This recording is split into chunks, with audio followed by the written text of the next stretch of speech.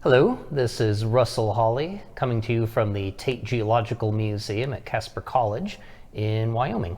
And I'm going to be talking to you today a bit about the Green River Formation.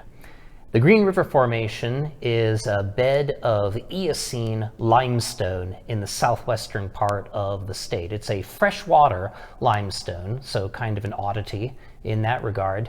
And in those rocks are the skeletons of literally billions of freshwater fish. It's probably the most prolific producer of fish skeletons anywhere in the world. And scientists from all over the planet come to Wyoming to study the very rich ichthyofauna of the Green River Formation.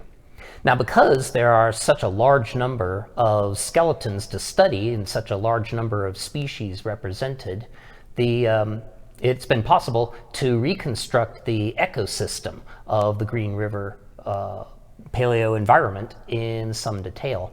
And you can tell how fishes lived, what they were eating, where they were living, by looking at body shape and the position of the mouth.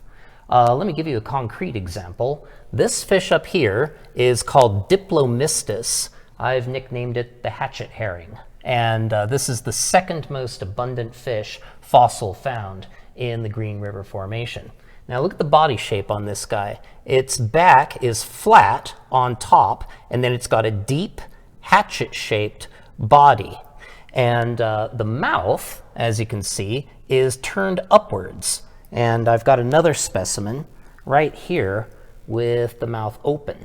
So once again, you can see that overall body plan, a flat back, deep body, and when that mouth opened, it would have been ideally positioned to take prey from above the level of the fish itself.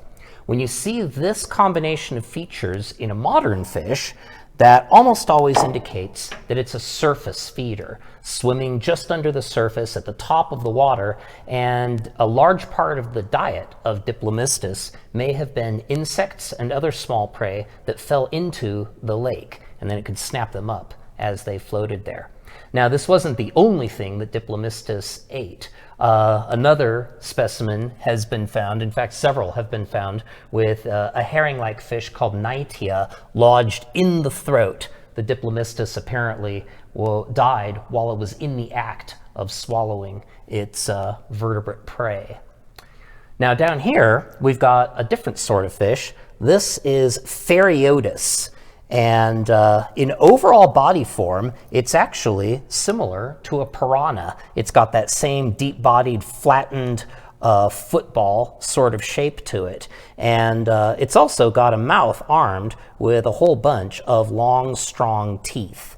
And many of my students have observed the similarity of the Phariotis to a piranha. There's no question that it was a predator because many of these have been found with the bones of other fish in the rib cage right about where the stomach would have gone. Now, if you look at the position of the mouth, you'll notice that the mouth is facing forward. So this is characteristic of fish that are preying on food items that are at their own same level. So the Phariotis was probably a midwater feeder, cruising around deep in the water and eating other fishes. Now, a final strategy for making a living in the lake environment is exemplified by Heliobatus right here, which is a freshwater stingray. Nowadays, there are lots of freshwater stingrays in South America, but none in Wyoming. So this is something else that has changed over the course of the past 50 million years. This is lying on her back, and you can see a shape right here. That is her mouth on the underside of her head. So a mouth on the underside of the head indicates that the animal is a bottom feeder. So Heliobatus, just like a stingray of today, would have been feeding on things that it found on the bottom, probably mollusks and small crustaceans.